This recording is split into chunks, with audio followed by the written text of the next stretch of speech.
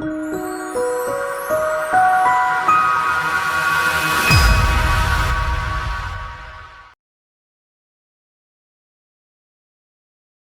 you for joining us. It's always a pleasure for us to connect with our friends around the United States. It has been one of the joys of the board, and next year we want to expand some of these things to some of you, because you are carrying things that we need to hear and that the United States needs to hear. It's a very interesting time that we live in, is it not? One of the things that we're going to talk about today is the topic that was given is how to treat your colleagues. And I happen to be one who loves to define things to the best of my ability. So before we start, I would like to just offer my definitions for the word colleague, because how do we treat colleagues? How do we treat our if you're a business leader, and I know if statistics hold true, that I am talking to, when I speak about small businesses, I'm talking to roughly 86% of you who are business people who employ less than 50 people. So let's first of all define what a colleague is. The Webster's Dictionary says that a colleague is a co-worker, an assistant, a partner. I expanded it to be an employee, a client, and I don't even like this word, but competitor. And so I'm going to add my definition to that word competitor. And I'm going to say those with like businesses who are in the same and wanting the same market share that you're after. That's kind of a long term, but that's really what I mean. Now, why is you've heard kingdom people in the past talk about competition in business, and I'm not naive to that. But I honestly believe that God has no competition. He is the one who is the provider. He is the one who gives the favor to grant business to the businesses that he happens to be Lord over. He is not going to compete against himself. There is no need for competition when your business or your life or your occupation is totally dedicated to the Lord and it belongs to him. So we just define that word. But I think if you were to take all of these brief definitions, that you would have to put an umbrella over them that I think would be a biblical umbrella. And you would have to say that the key word in all of our relationships is honor. I think it's interesting in 1 Peter chapter 2, verse 17. It's really an interesting verse when you put it in historical context. And this is what Peter says. He says, honor all people, love the brotherhood, fear God, and honor the king. Honor all people, love the brotherhood, fear God, and honor the king. Now, what is interesting about that statement is when Peter wrote these words by the inspiration of the Holy Spirit, the nation of Israel was ruled by Rome, and Rome was ruled by the cruelest empire in her history, Nero. And Nero is the emperor who eventually crucified Peter. Nero also crucified the Apostle Paul, but I mean, we get the depth under the inspiration of the Spirit of God. We get the depth of this meaning of this word honor honor all people, and honor the king. So honor is, I have discovered in my study, honor is a significant theme in the Old and New Testaments. Honoring people. One of the things that I found most interesting is that one of the things that I love to study about is the economy of God. And one thing that is most interesting in the New Testament, as all of you know, God gave the Torah, or the law, to Moses, and that law was to be the framework by which the government was conducted, commerce was conducted, personal relationships were to be governed by the Torah, and the relationship that man had with God. And one of the things in the area of economics, it says in the Torah that a creditor, the one who is owed the money, was not permitted, according to the law, to cross the threshold of the debtor. He was not permitted. It was written in the law that he could not step into the man's house and demand payment for what was due. Why was God so specific about some of these things? I believe it's because he holds the human race in high regard. He expects us to honor one another. If you think about Jesus, when Jesus was before the high priest, just about to be crucified, he honored the man who was the high priest. He did not stand up and rail against him and the hypocrisy that was so evident in the days of Jesus. But he was a man of honor.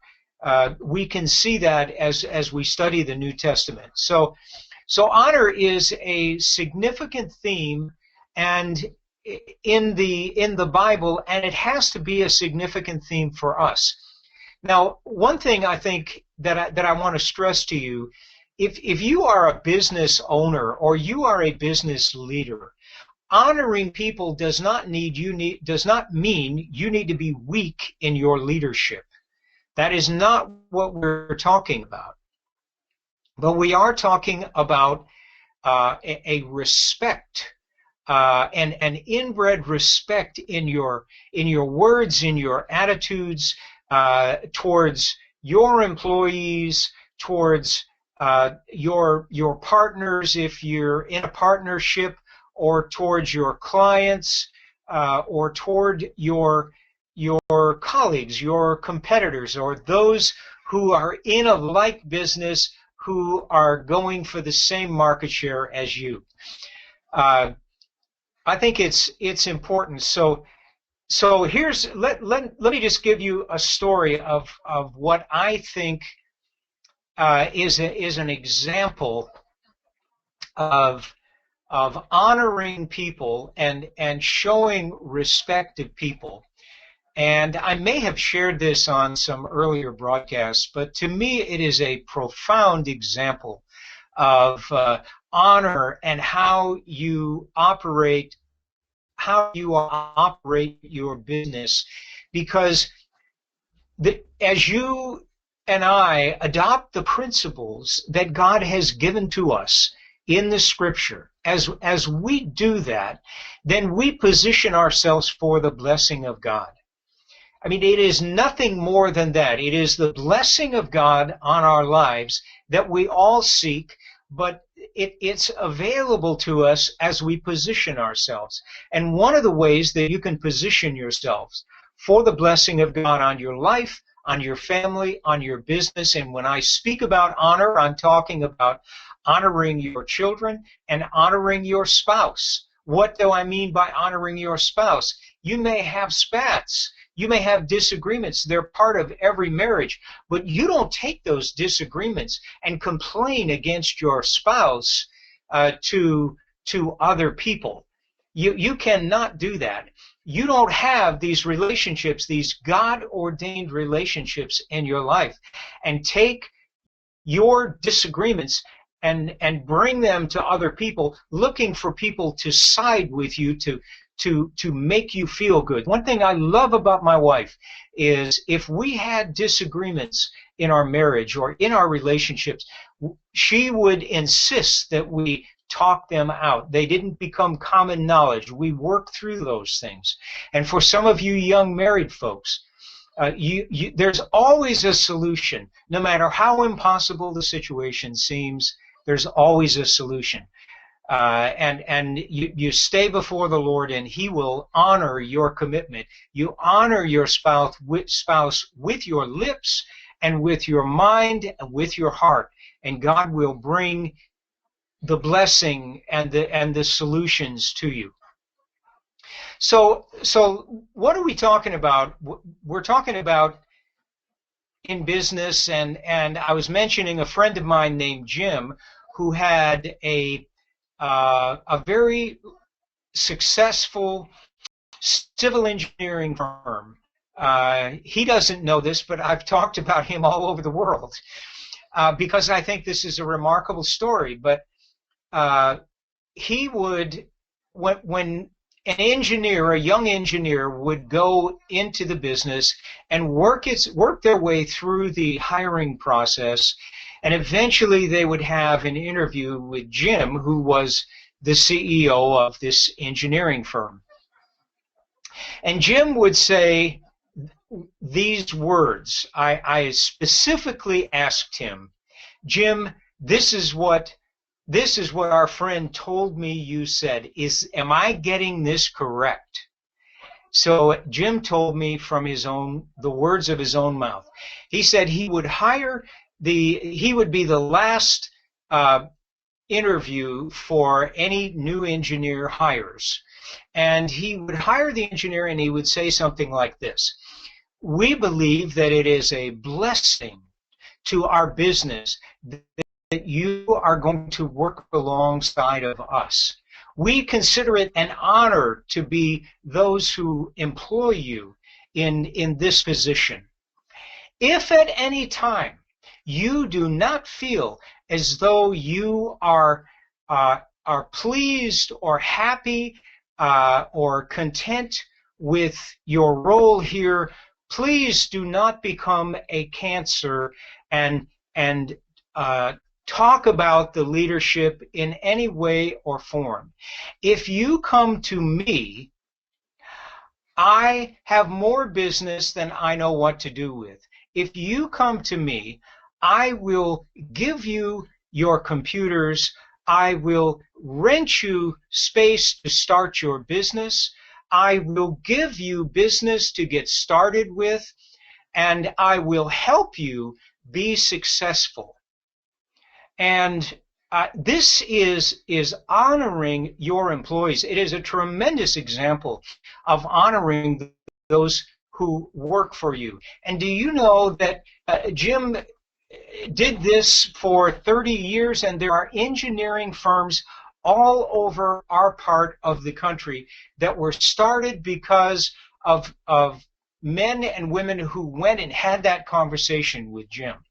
This is how you operate and function as a kingdom business leader. So what exactly does this word honor mean? What does it mean? Well, what if you have an employee? We recently had a very contentious national election, and I hope and pray that we never have to go through one like this again. And our nation is still suffering the effects of the political spirit and the division that often comes with national elections, no matter what nation you're in.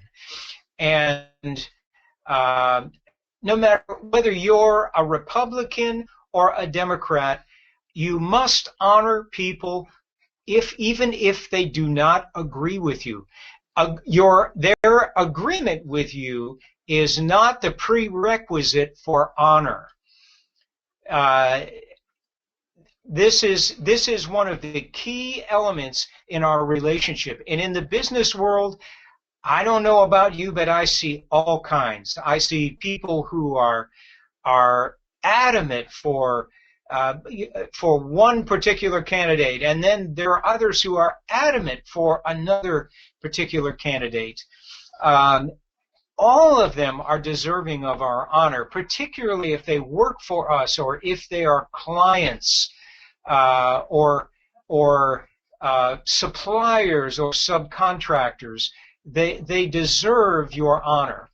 Here's another key thing that I think is significant in the treatment of people, and that is that the words of your mouth be full of honor for other people.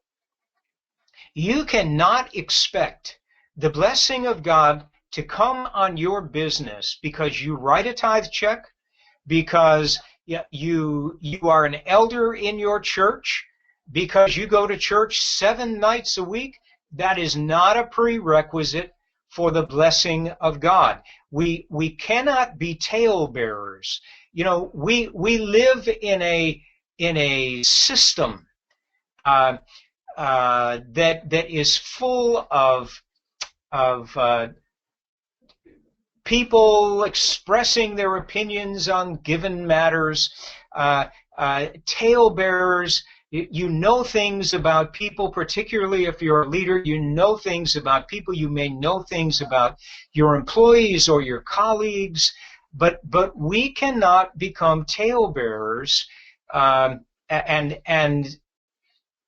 at the expense of other people and expect the blessing of God. And I think one of the classic examples of this is Jacob and Laban. Now Laban, you know the story. Laban deceived Jacob for a number of years, and because Jacob honored his commitments,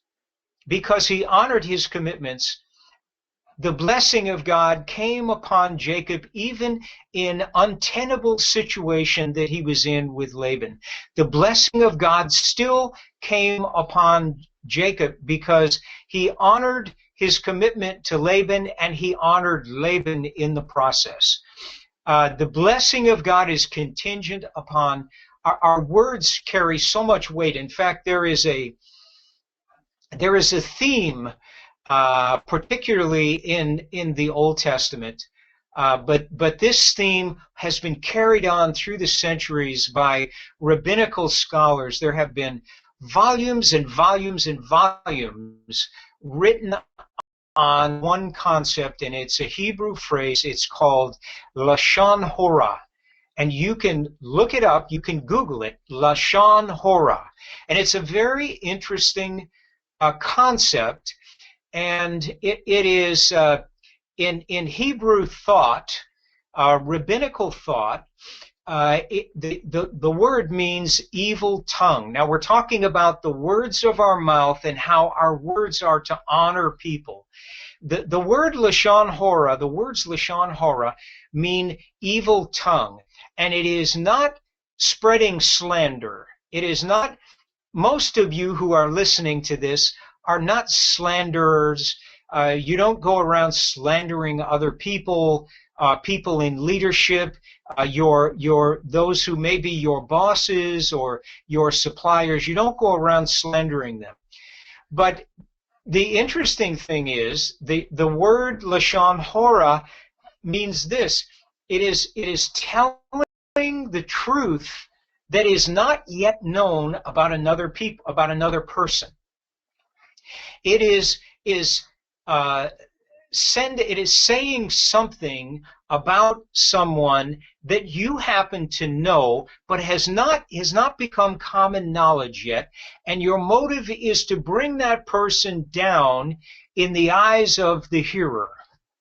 It's a powerful concept that business people really need to take hold of, because the rabbis say about those who commit the sin of Lashon Hora, two things very significant. Rabbis, rabbinical scholars say that in the eyes of God, Lashon Hora is worse than those who are slanderers. It is viewed as worse. And they say those who are habitual practicers, if you habitually practice Lashon Hora, telling things that are true about other people, if you habitually practice that those who practice the sin of Lashon Hora are not allowed in the presence of God. Now, this is what rabbinical scholars say. I don't have time to get into this, but it's a significant concept, and you'll find that the New Testament is full of words telling us to guard our tongue. We have to be very careful about the things that we say. Serious disagreements. You can have serious disagreements with colleagues, with suppliers, with your clients. You can have serious disagreements, but those disagreements must be clothed with honor. They must be clothed with honor. Now, back to competitors. I was many times in a position, particularly in the early days of my business, which was a general contracting business. I built hundreds of high-end houses. I've done land development work. I've built commercial buildings and churches, and you name it. It's a gift, and I've done a lot of it in my career. But particularly in the early days of my business, potential clients would come to me and they would say, well, I would like for you to bid on my particular project. Now, by the grace of God, one of the interesting things that will happen to you as you remain faithful to the things of God in your business life is you will find that your position will be established over time, and God will begin to send people to you. This is a marathon race, friends. This is not a 220, a 200-meter run, a 100-meter sprint, a 400-meter. This is a marathon. And if you know that God has opened doors for you, then you stay with it. But many times people would come to me and they would say, well, you know, we really would like for you to do this project, but we need to get some competitive bids. And they would say, we're having so-and-so bid. Well, I knew that so-and-so was not going to play by the same set of rules that you and I are mandated to play by. This is, you know, I refused to say dishonorable things about the people who were bidding on the project. I refused to say anything to offer my opinions, to try to get them to use me and stay away from that particular person. And here's the thing in business, no matter how desperate you are for business, and you're never that desperate, but no matter how desperate you are, you cannot abandon your principles and your mandates that come from heaven simply to get a project. If you do, you will lose the blessing of God. You'll compromise, and when you compromise, you lose the power of God to influence situations in your lives. I had one situation like that where the lady came to. I knew that this was a very big, high-end residential house in a very exclusive neighborhood, and the lady had heard about me and asked me to give a bid on her house, and I gave her my number, and I knew that I felt the Lord released me to give the number, and she came into my office after I had given her my proposal, and she said, we got another quote from this other man, and and he was $30,000 less than you. And he was $30,000 lower. He said, she said, excuse me, she said, he is 30,000, you are $30,000 higher than him. And I said, wrong. He is $30,000 less than me. There is a big difference. And she said, if you would just come off your price just a little bit, she said, we would like to go with you. And I said, ma'am, I gave you an honest price. I cannot, if you say to me, I'll sign the contract right now, if you take $1 off your price, I said, I could not do that. I gave you my best, my honest price, and it's complete. And she left. She took the other guy. That man went bankrupt. And she came back to me. I saw them in the grocery store one day, and she came back to me, and she said, you know, she said, we're so sorry that we're talking about the marathon run. She said, we're so sorry that we did not go with you. She said, it's been an absolute nightmare. And I said, I know, I've heard about your project, and I'm so sorry. She said, but I want you to know, every time we have a cocktail party at our house, she said, we tell everybody, don't make the same mistake that we made. Go with Paul Cuny. And do you know that I got more business off of their mistake because I did not dishonor the other man? They sent more business to me. Now, the last point that I want to make here is being dishonored by others is not an excuse for you to dishonor them. There is no excuse. It doesn't matter what people say about you. It does not matter. There is no, if they dishonor you, there is no excuse for you to dishonor another, particularly a brother, but there is no, or sister, there is no excuse for you to dishonor them. This is a standard that God will hold you to.